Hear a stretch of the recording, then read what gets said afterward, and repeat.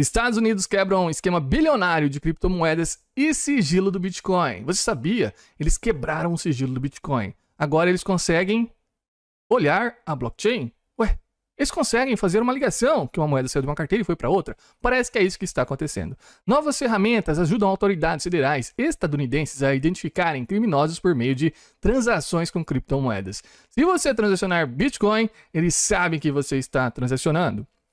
Autoridades dos Estados Unidos perfuraram o véu das transações de blockchain. Minha nossa, olha como eles escrevem bonitos. Agora, investigadores privados e governamentais podem identificar endereços e carteiras blockchain. Série de letras e números estão explicando, talvez para alguém que não entenda muito bem sobre criptomoedas, né? É uma matéria do Olhar Digital.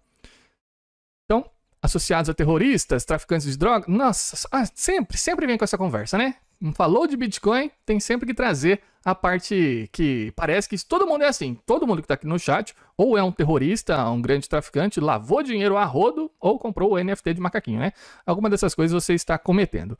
Nos últimos anos, o país apreendeu mais de 10 bilhões em moeda digital, de acordo com a Receita Federal de lá, trabalhando com casas de câmbio, ou seja, exchanges, corretoras, e empresas de análise de blockchain. Então tá aqui, ó, análise de blockchain. Esse é o foco, já a gente volta nisso. Autoridades compilaram dados coletados de investigações anteriores para mapear o fluxo de transações desse tipo de moeda em redes criminosas mundo afora. Ou seja, acharam um jeito de seguir o dinheiro. Os Estados Unidos acharam um jeito, depois de uma década e meia de existência do Bitcoin, de rastrearem para onde esse dinheirinho está indo. Então temos aqui a Mempool. Acho que os Estados Unidos acabaram de descobrir que existe um negócio chamado Mempool. Vamos pegar qualquer bloco aqui. Pega esse bloco aqui, pronto. Pegamos um bloco. Vamos pegar uma transação qualquer. Vamos pegar essa transação aqui, ó. O cara acabou de mandar dinheirinhos de um lugar para outro. Então saiu de uma carteira e foi para outra carteira. Já teve 6 confirmações de bloco. Vamos clicar nessa outra carteira. E ainda tem dinheirinhos nela. E se você for seguindo, você vai seguindo e vendo que uma carteira manda para outra. O Bitcoin não é anônimo, ele é privado. Você sabe o que está acontecendo. Então, isso que acontece no Bitcoin, onde as transações podem ser seguidas até a primeira moeda que foi minerada, isso não é algum tipo de que prejudica o Bitcoin. Não é um bug, mas um feature, uma qualidade. É algo para trazer a veracidade da própria rede. Imagina se você não conseguisse rastrear as transações e do nada surgissem milhões e milhões de Bitcoins a mais. Dessa maneira, todo mundo consegue verificar quantos Bitcoins existem na blockchain o tempo todo.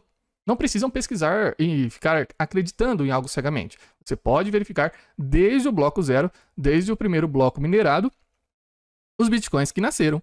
Então, nesse primeiro bloco minerado, nasceram 50 moedas. Entretanto, Satoshi Nakamoto nunca utilizou essas moedinhas que caíram no seu endereço, né? Nem caiu, porque essa primeira transação não caiu nada. Mas a gente vai para outro bloco. Fizeram bastante transações nesse bloco, exatamente. Então temos transações aqui. Acabou de surgir novas moedas na rede nessa transação, a transação Coinbase, é o minerador ganhando seus bitcoinzinhos e caiu na carteira do minerador, os 38 bitcoinzinhos dele. E a partir disso, ele começou a mandar bitcoins para outras carteiras. O que os Estados Unidos estão fazendo é simplesmente pegar uma chain analysis. Uma chain analysis, o que já existe há muito tempo. Então você pega, vai em uma corretora. A pessoa está lá na corretora, comprou com o CPF dela e sacou para uma carteira. Opa, essa carteira é desse rapaz. Então basta você seguir e ir até o final dessa história. E é isso que os Estados Unidos estão fazendo. Então eles quebraram o sigilo do Bitcoin. Ah, maravilha, quebraram o sigilo do Bitcoin. Não quebraram foi nada, não quebraram nenhum tipo de algoritmo, o SHA-256 continua funcionando, não quebraram a criptografia, nada do tipo. Simplesmente eles estão associando as carteiras às pessoas que utilizam corretoras. Disseram aqui, corretoras. Casas de câmbio, ó, trabalhando com casas de câmbio. Olha só, corretorinha, passa aí os dados das pessoas que estão comprando criptomoedinhas aí. Quero ligar os pontos. Essa pessoa sacou para essa carteira? Sim, então é dela. Então estão utilizando a empresa de Chain Analysis para mapear o fluxo de transações e, eventualmente, vão descobrir alguma falcatrua aí no meio. Aí eles colocam o caso da Silk Road, né? James Zong parecia ter cometido um crime perfeito. Em 2012, ele se deparou com um bug lá na Silk Road. Silk Road era um site onde tudo poderia ser vendido lá, né? Inclusive coisas falcatrueiras que a gente não pode falar aqui, coisas proibidas e que deixam as pessoas meia doidonas, né? Então as pessoas compravam lá nesse site. E aí o site foi fechado pelos Estados Unidos, o dono foi preso e era tudo negociado em Bitcoin. Entretanto, tinha um rapaz que utilizava a Silk Road e ele chamava James Zong. E do nada, ele apertou 2 vezes o botãozinho lá, sem querer, apertou 2 vezes o botão de saque e sacou 2 vezes. E ele descobriu esse bug. Acidentalmente, cliquei 2 vezes no botão de retirada e fiquei chocado ao descobrir que isso permitiu que eu sacasse o dobro da quantidade de Bitcoin que eu havia depositado. Então, ele criou outras contas com algumas horas de trabalho e roubou 50 mil Bitcoins. Ele não roubou, ele simplesmente sacou, deram de presente para ele foi pegando esses Bitcoins. Então, a Silk Road foi fechada pelos funcionários federais dos Estados Unidos um ano depois, por motivos criminais, né, por estarem vendendo falcatruas lá dentro, não lá dentro, mas as pessoas utilizarem o site para isso, aprenderam os computadores e tudo mais. E não acharam nada que pudesse incriminar ninguém. O Zong estava de boaça. Mas agora eles estão utilizando essa técnica de chain analysis. Olha só, essa carteirinha pertence a fulano de tal. Por quê? Eles compraram aqui, tinha o KYC.